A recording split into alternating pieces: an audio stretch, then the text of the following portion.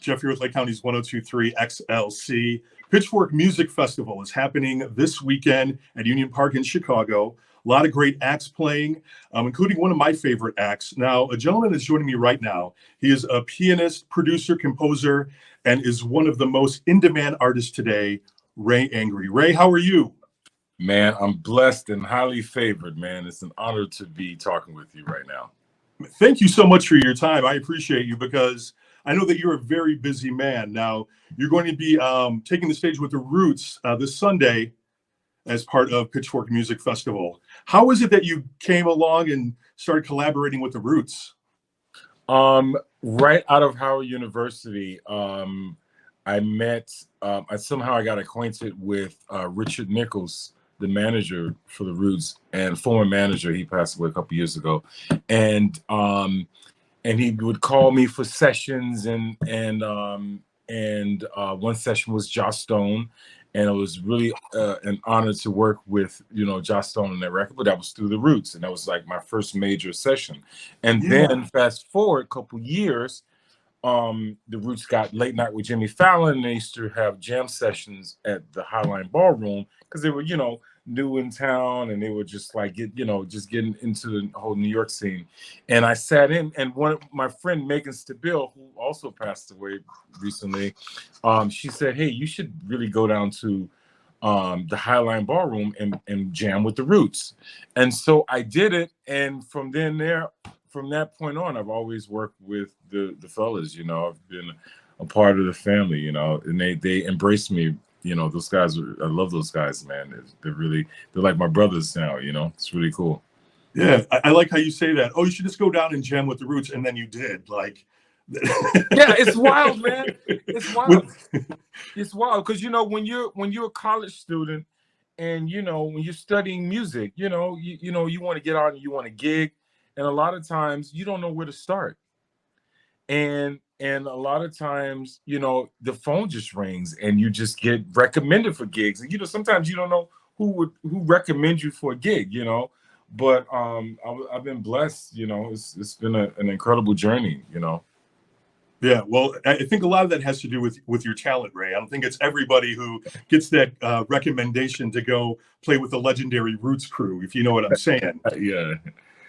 So, Ray, looking at your resume, I mean, you've played with so many different artists. I mean, you mentioned Joss Stone, playing with Joss Stone, and man, like, that's amazing. Legendary Roots crew, Wynton Marsalis, Michelle Ndegeocello. I mean, the list goes on and on as far as your resume is concerned. So, I mean, it's very obvious that you're talented. Now, you compose for film and for television, and how is that different than just going out and playing live and sitting in with somebody like the legendary Roots crew? Well, the way my brain works, I think I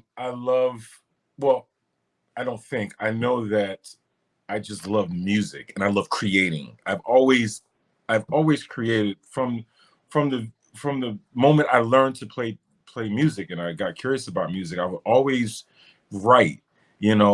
Especially growing up in the church, there's always, that's a beautiful creative outlet because you're constantly in the moment. And so for me,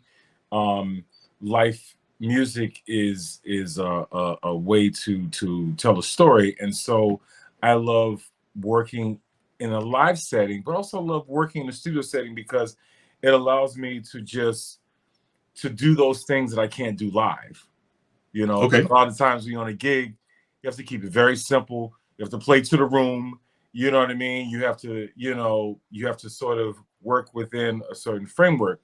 Whereas film, it's wide open because the story might require that you do certain things or you know a certain style of music, and so I just love music, period. And I love to challenge myself by studying different styles of music. For me, it never gets old, and I never get I never get complacent, and that's where that's where I live in where I'm just constantly learning, and so that's what I love about film. Yeah, and looking at your list of collaborators and looking and listening to some of your music that's out there, it's really hard to pinpoint and put a name on your particular style, which I love. I love that. I don't like categories as far as music is concerned, other than good and bad music. Yeah. And it's even hard for me to call music bad, because if it's not for me, it's not for me. It could Some be for music is someone bad. else. Some music is bad. Yeah, it's true. But I try not to knock anyone's art form. Yeah, of course. But being that you're out there and you're doing so many different styles of music, as I'm looking at your resume. So you've done a couple things with Amy Schumer. Now, she has had a couple of TV shows, Inside Amy Schumer on Comedy Central, and then also Life and Beth that was on Hulu. So I'm not going to lie to you. This is straight truth. So I listened to that Life and Beth soundtrack through like 3 times, and it's just amazing. Like it's great stuff, man. I'm telling you. Like, thank you. And I'm like, now I guess I need to watch this show to see how this all plays out as well. Yeah. So I mean, it's not even Amy Schumer who's selling the show to me. It's your music. Wow. So I mean, with that in mind, I mean, when you're creating this music for a TV show or film, what type of personality do you bring to it? I mean, is it something from your personality that you're bringing to it, or are you trying to maybe bring something from the person who stars in a particular show or that story to the music as well? How do you kind of balance that out? Well, I think for me, when you're writing music, you're a storyteller, and so for me, I try to get out of the way, because it's not about me. It's I view myself as a channel, and the music comes through me. And so when you're dealing with someone who creates a film where they're telling their story, I think it's important that the music also does the same thing. The music is the character. The music is, if it's a villain, the music is very dark and ominous, or if it's very happy, the music is so whatever I like to serve, and so what's best going to serve the character and best going to serve the music is where I live. And so I just believe that, that it's not about me. And so I try to relate to the character that I'm composing music for, even with whomever I'm working with. I try to make music that fits their vibe, their energy, and for me, that's what I love to do. I love to use music as a tool to tell a story, because that's the importance of music, is to tell stories and convey emotions and all those sorts of things. Here with Ray Angry, he's a longtime collaborator with the legendary Roots crew and so many other artists that, like I said, the list is absolutely amazing. And he'll be sitting in with the Roots at Pitchfork Music Festival this weekend, Union Park in Chicago. It's going to be a great time. So if you need tickets for that, and the weather, the way the weather's going to work out really well too. I'm telling you, it's going to be a beautiful day.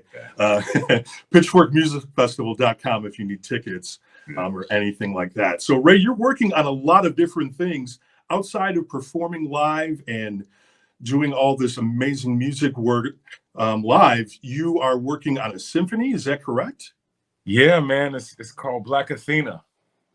Okay, and what's about? What's the theme of this whole thing? Basically, Black Athena is it starts in Egypt, and it's a discovery of power throughout the ages. And I love, sometimes we think we start with slavery. We don't start with slavery. We got to go back further. So the piece that I wrote is, it's honoring the ancestors, and it's honoring those that came before me, but really telling their story through music. And so it's an analysis, if you will, of power throughout the ages.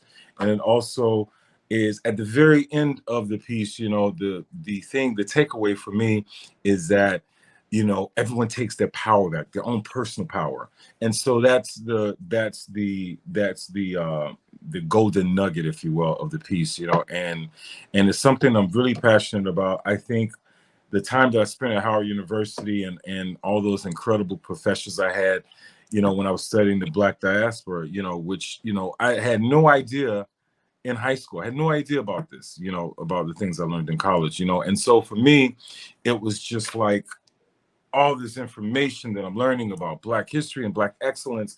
And I just wanted to, as an artist, and in light of all the things that are going on now in the world with police brutality and all these different things, I just want us to just everyone to take a step back and let's look at the lens and say, hey, what do we if we work together, man, look at the things that we can create. And we've come a long way, but there's so much more work that can be done. And I just want to do what I can musically to add to the story, and to also to inspire change, and to inspire people to embrace each other for who they are. You know what I mean? No one can beat you. No one can be a better version of you than you. You know what I mean? So that's what Black Athena is to me. Yeah, I love the message. I think that's great. Now, Ray, along with that Symphony 2, you're also working on an album as well? Yes. So I'm working on, I just recorded my my second solo album as an artist. It's called Ray Angry 3. It's solo piano.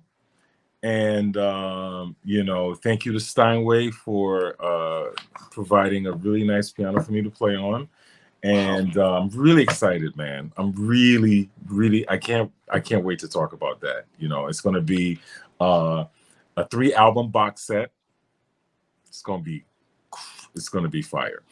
Really excited about that. And, and musically, again, it's, I'm paying homage to my heroes, both in the classical world and in the jazz world, and in the pop world and the gospel world. I try to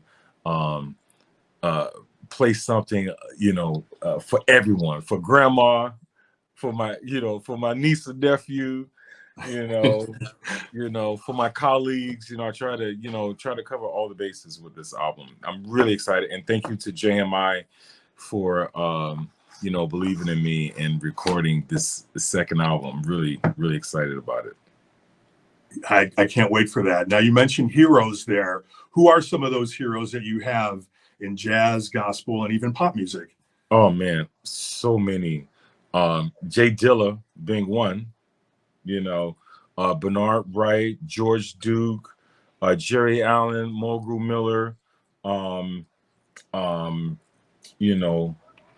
Bob Moog, Stravinsky, Beethoven, the list goes on.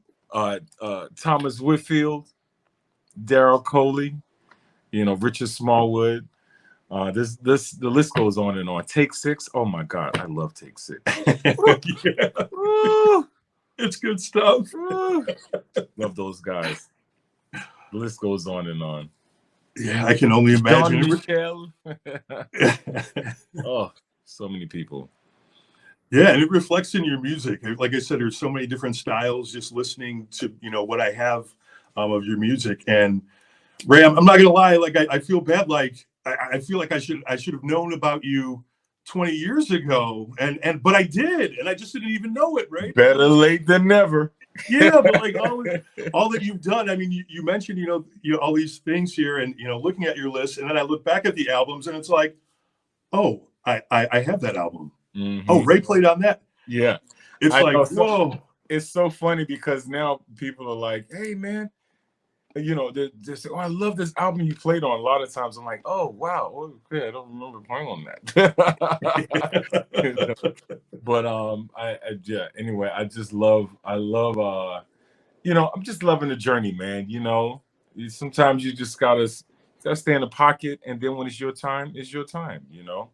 So I've been patient for a very long time, but also I just want to inspire people. And for those that like to sit in the cut like me and just do their art, I want to inspire them to, come out, step out and create something that's going to inspire people, and that's my goal, Yeah.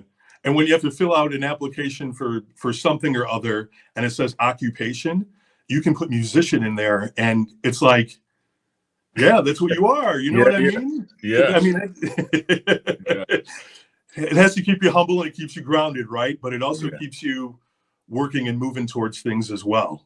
yeah, man. Yep, yep, yep. Yeah, that's yeah. I'm excited, and another reason I'm excited is I started an event called Producer Mondays, which happens in New York City every Monday at New Blue 151, and it's it's my it's me paying it forward by creating a writing session. It's not a jam session; it's a writing session, and there's also a listening session. You know, and it's a different for me. It's a different way to to communicate with musicians, creatives. I don't want to say just musicians because it's not just it's for dancers. It's for all creatives to get together. Because a lot of times you think, a lot of people are working. They don't have time to link up and connect with folks. But sometimes it's great to get off of the hamster wheel and just connect with someone and have a conversation about the craft, and maybe it'll give you a new perspective on what you're working on. You meet new people, find new musicians. There's so many. It's a beautiful community. And I'm so excited that every week it just gets better and better. You know what I mean? And also recorded an album with my team there. Camilla, Anwar, Marshall, Lex Sandler, Free Speech, Jeff Andy, and all the Producer Monday family. We went in the studio and created an album that I'm so excited about. I cannot explain to you how excited I am about this album, and I can't wait to get it out. The first single is called Interplanetary Love, and man, it's a nice record, man. It's a nice record. It gives me like real strong, like mid-70s, like jazz fusion Yeah, vibes with a title like it's that. all the things, man. It's all the things. It's all yeah. Because yeah. Excellent, Ray. Well, yeah, one last question here before we let you go. I know you're real busy. Ray Angry here is going to be taking the stage with the Roots as part of Pitchfork Music Festival this weekend here in Chicago at Union Park. So pitchforkmusicfestival.com for all the information on that. Make sure you're following Ray too on Instagram, at Ray Angry. Now, Ray, the final question I had here now, out of all the performances and things that you've done, is there a particular performance that just kind of stands out in your mind, like one single performance where you're like, wow, I'm really in this? I mean, I guess like a flex, so to speak. Yo, and I know you're humble, yo, but I have a couple of those. Okay. But the main one I would say that comes to mind, because there's so many, is the time I was working with Esperanza Spalding. Oh, okay. And when I met her, she was there was a couple times where she was like, hey, I guess she started working with Prince, and when I met her, she was like, hey, you gotta meet Prince. You gotta meet Prince. And so I was working with her on her album, and and she was like, okay, Prince is gonna produce her album. We're gonna go to the studio. Da-da-da. Didn't happen. Second time, I'm like, cool.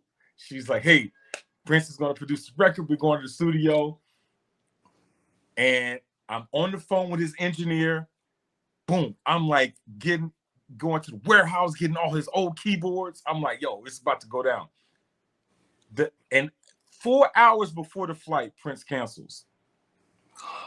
The third time, she's like, hey, I know I've been saying we're gonna, Prince, whatever, and it never happens. Now we're gonna do a performance with him in LA. And I was like, okay, cool. If it happens, cool. And it happened. And it was 20. This was the tour that he did where it was 21 days in LA at the Forum, at the LA Forum. And so I'm on stage with Terry Lynn Carrington, Esperanza Spalding. It's an all-star band, and then Prince joins us on stage, and it's like, oh my God, I can't believe I'm on stage at the Forum with Prince. And then later that night, he says to Esperanza, hey, listen, and this also, the show was a chance, was my first time playing with Jeff Lee Johnson. Go Google him. He's a monster, man. One of my really good friends, musical buddies. And so Prince invited us to his house, and so I get there a little bit late. I walk in, and as soon as I walk in, Prince points to the door, and I'm standing in the door, and I'm like, there's no way he's talking to me. He's like, yo, you give it. And so he calls me over. So he's playing. You see my keyboards right here? Mm-hmm. You see my keyboards right here? Wait. Yeah, probably a little bit better shot, but wait. See that? So okay. Prince was basically playing this keyboard, right? I walk over, so then he sits me down, and I'm playing the bottom keyboard, and he's playing the top keyboard. So we're like on top of each other. Man, listen. That was, oh my God, that was so much fun, man. I could not believe Roy Hargrove was in the room. Sheila E. was in the room. And also we were in his room where basically he created a stage. It was like I guess where the pool was, where his swimming pool was. So he like built a stage. This guy was a genius, man. Oh, for sure. Oh my God. You have to take the elevator to go down to the basement where the stage was. Oh my God. It was crazy. And then when I was leaving, everybody, it was basically, I had a flight to catch, and it was basically me, Prince by this time had moved to the drums. No one's in the house. Everyone's left. It's me, Prince on the drums, his bass player, and Shelby. I think Shelby was there, his background singer. And so we were just there, like performing like we were at Madison Square Garden. It was, I could not believe it. And then to top everything off, I end up in the fucking elevator with Prince. I'm like trying to get out because I have a flight to catch. I'm like, yo, I gotta go. So I'm in this elevator. I'm like, yo, how the fuck do I get out of here? So I hit the elevator to go up. I don't know where it goes. And then Prince comes on. The door's open. He comes in, and I'm like standing there. I'm like, yo, I'm not saying nothing to this guy. I'm not saying anything. And so we start chatting it up, man. It was just like me and you talking, man. He was such a cool dude, man. And he was like so encouraging to me. You know what I mean? And he was like, yo, man, whenever you in LA, just come by the house, man. You know where I live, just come by the house. And my dumb ass never went. Oh. Because some people in LA, they always like, yo, man, let's, people in LA, they say, yo, let's get up. And you never get up, And I was like, man, that's one thing I regret, not pulling up to his house. So every time I pass by his house, I'm like, oh, shoulda, woulda, coulda. But anyway, that was my moment, man. I cannot believe I played with Prince, and then playing with Wendy and Lisa, at the SNL party recently with Maya Rudolph. It's just like, I'm just grateful, man. To be honest with you, I'm just really grateful, and I'm just happy and blessed that I never gave up. You know what I mean? Because music is an emotional sport. It takes a lot to like do what I do and to create, for that matter. Because a lot of times you think people rock with you and then they don't rock with you, but then you go through your head like, oh, this person will rock with me or whatever.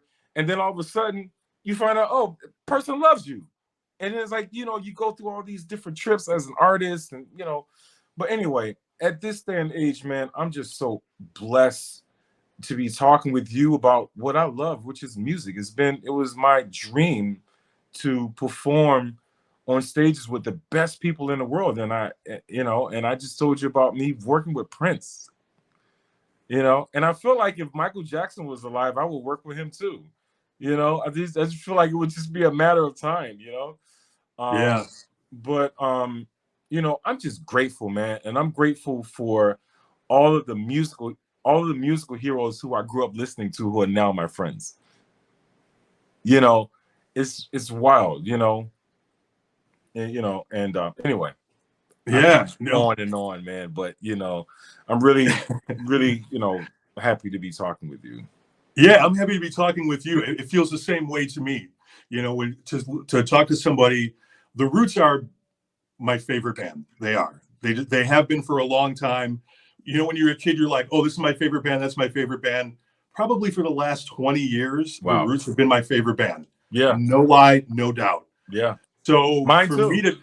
for me to talk to you, someone who collaborates with the Roots, it's Yeah. humbling. I'm Man, telling, let me like tell I you said, something. man, you know, like 14-year-old me, Yeah. Yo, ecstatic, let me tell you ecstatic. something. The craziest, I gotta tell you, my other favorite moment was, I cannot let this one go. The Roots at the Hollywood Bowl playing Things Fall Apart, the whole album. We played the whole album. My God. My God. That was an incredible, incredible experience. Oh, I only wish I produced records on that album. yeah, yeah.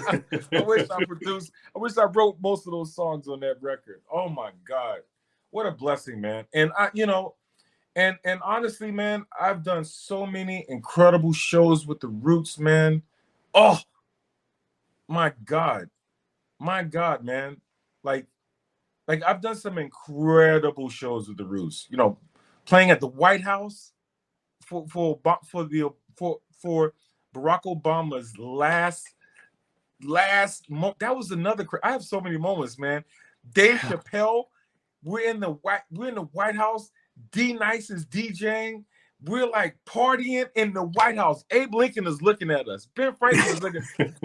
What y'all doing in here? You know what I mean? What and what an incredible experience. That was, you know, and the Obamas, man.